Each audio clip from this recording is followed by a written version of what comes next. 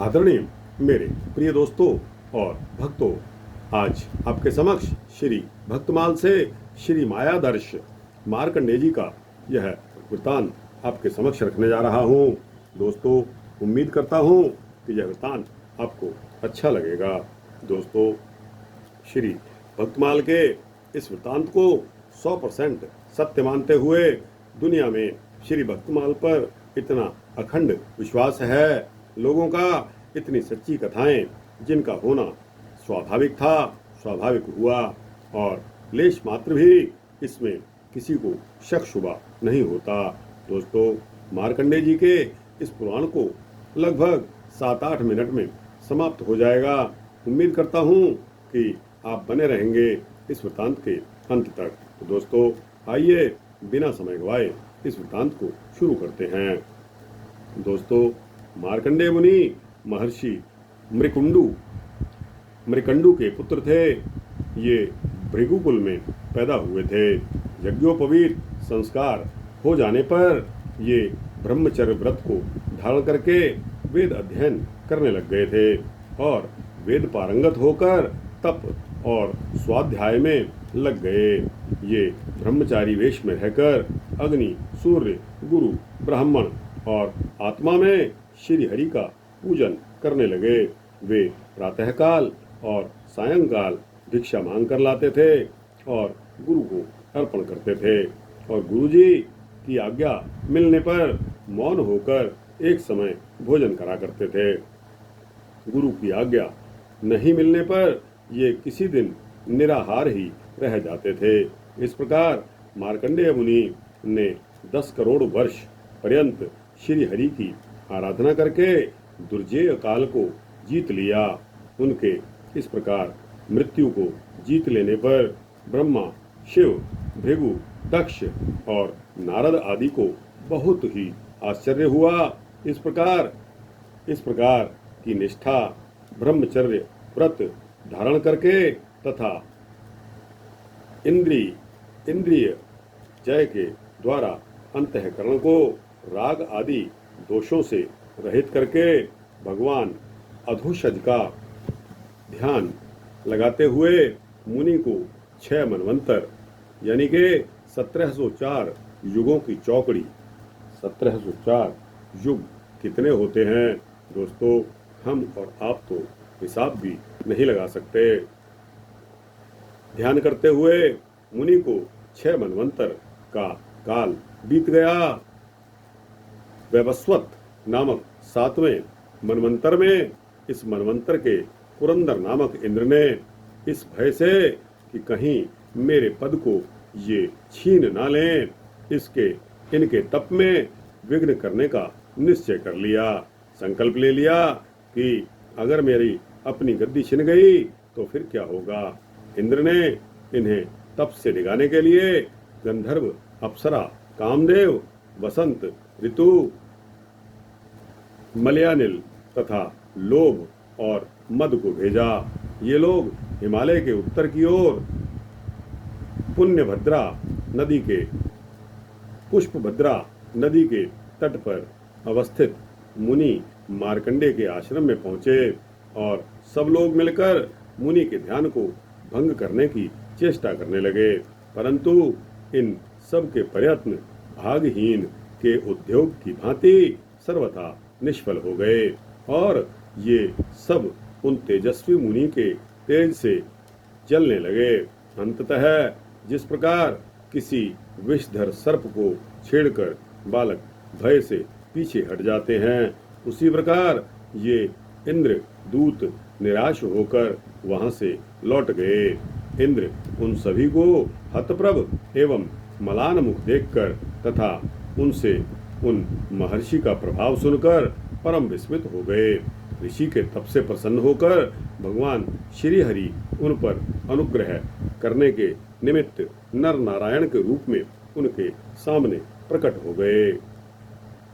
उन तपोमूर्ति ऋषि प्रवरों को देखते हुए मुनि उनके चरणों में लौट गए और उनकी स्तुति करने लगे। भगवान नारायण बोले कि हे ऋषि श्रेष्ठ, तुम्हारी निर्दोष भक्ति से हम अत्यंत प्रसन्न हुए हैं। अतः तुम हमसे इच्छित वर मांग लो।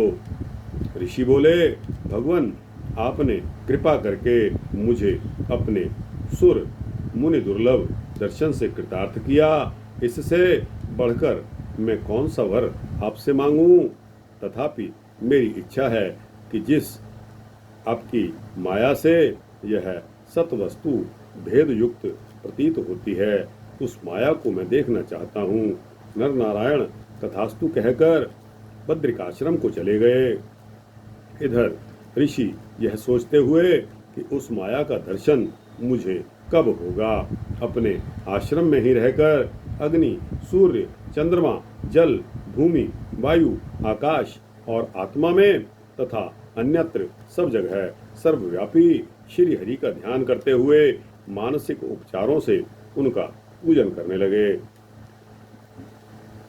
तो दोस्तों, यह श्री मायादर्श मार्कंडेय जी के बारे में श्री भक्तमाल में यह वर्णन आया है।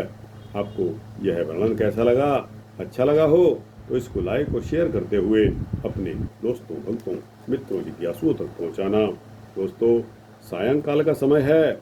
मुनि नदी पर तट पर संध्या कर रहे हैं। इसी वृतांत में इनका अगला पोर्शन आ गया है, जो मैं आपको सुनाना आवश्यक समझता हूँ। तो दोस्तों, सायंकाल के समय में मुनि नदी तट पर संध्या कर रहे हैं।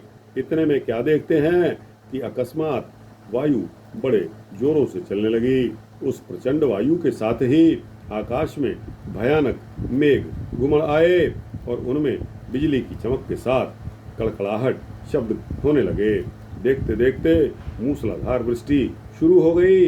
इधर चारों समुद्र बड़े प्रचंड वेग से भूमंडल को ग्रास करते हुए दिखाई देने लगे और बात की बात में सर्वत्र जल ही जल हो गया। सप्त द्वीप, नवखंड तथा सप्त कुलाचलों सहित समस्त पृथ्वी मंडल ही नहीं अपितु आकाश, स्वर्ग, तारागण और दिशाओं सहित सारी त्रिलोकी जलमग्न हो गई। उस अनंत महारणव में अकेले मार्कंडेय ही रह गए।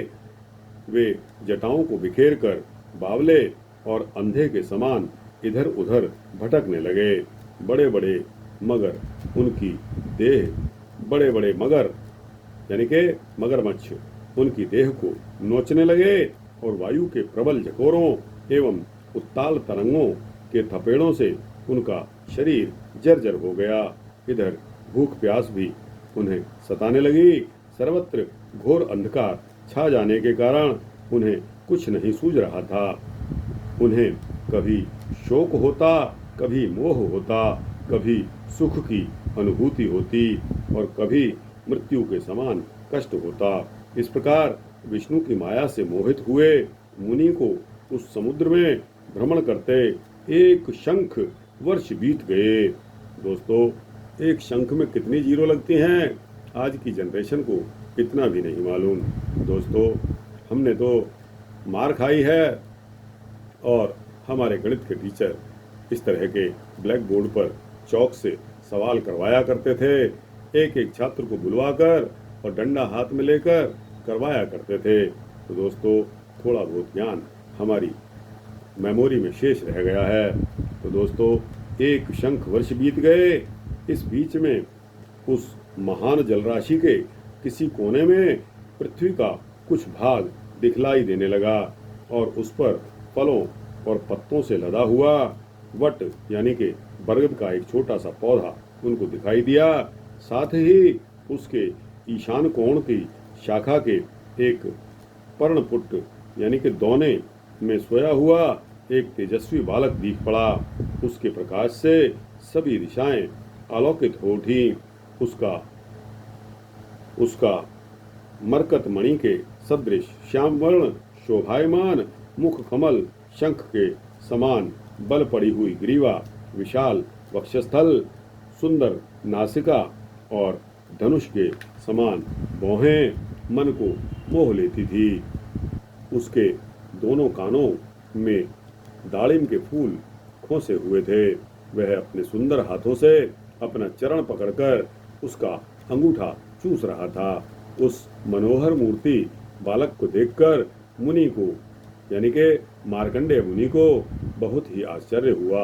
उसके दर्शन मात्र से उनकी सारी व्यथा दूर हो गई और मारे आनंद के उन्हें रोमांच हो आया। वे खिसक कर उस बालक के समीप चले गए। ज्यों ही वे उस बालक के समीप गए, उन्हें ऐसा प्रतीत हुआ मानो उस बालक के श्वास के साथ वे उसके उदर के भीतर मच्छर की भांति प्रवेश कर गए हों। थोड़ी ही देर में उन्होंने अपने को उस बालक के उदर के भीतर पाया। वहां उन्होंने सारे जगत को उसी रूप में पाया जिस रूप में उन्होंने प्रलय से पहले उसे बाहर देखा था। यह सब दृश्य देखकर उन्हें परम विस्मय हुआ। कुछ क्षण के अनंतर वे उसी बालक के श्वास के द्वारा प्रेरित होकर बाहर निकल आए और पुनः उसी प्रलय समुद्र में जा पड़े। बाहर निकलकर उन्होंने उस बालक को उसी अवस्था में अपनी और प्रेमपूर्ण कटाक्षों से देखते हुए पाया। उसकी मंद मुस्कान से आकर्षित होकर वे उसके समीप जाकर उसे आलिंगन करना ही चाहते थे, चूमना चाहते थे कि वे योगाधिपति बाल वेशधारी भगवान एकाएक अंतर्ध्यान हो गए। उनके अंतर्ध्यान होते ही वह वटवृक्ष और वह प्रलय समुद्र सारा का सारा क्षण भर में विलीन हो गया और मुनि अपने आश्रम में पूर्ववत आकर स्थित हो गए। उन्होंने मन ही मन भगवान नारायण की माया को प्रणाम किया और हृदय से उन माहेश्वर धारी की शरणागत हो गए। तो दोस्तों, यह वृत्तांत आपको कैसा लगा? मार्कंडेय जी एक ऐसे महान पुरुष हुए हैं कि जिनकी तुलना हम किसी से भी नहीं कर सकते। इस सर्वत्र पृथ्वी पर इतना तप शायद किसी ने नहीं किया। तो दोस्तों, यह वृत्तांत आपको कैसा लगा? अच्छा लगा हो तो इसको लाइक और शेयर करते हुए अपने दोस्तों, भक्तों, मित्रों, जिज्ञासुओं तक अवश्य पहुंचाना।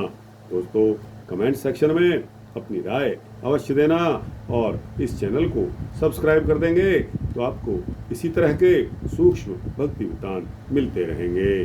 जय मुनि मार्कंडेय जी की जय। श्री हरि, जय श्री विष्णु हरि।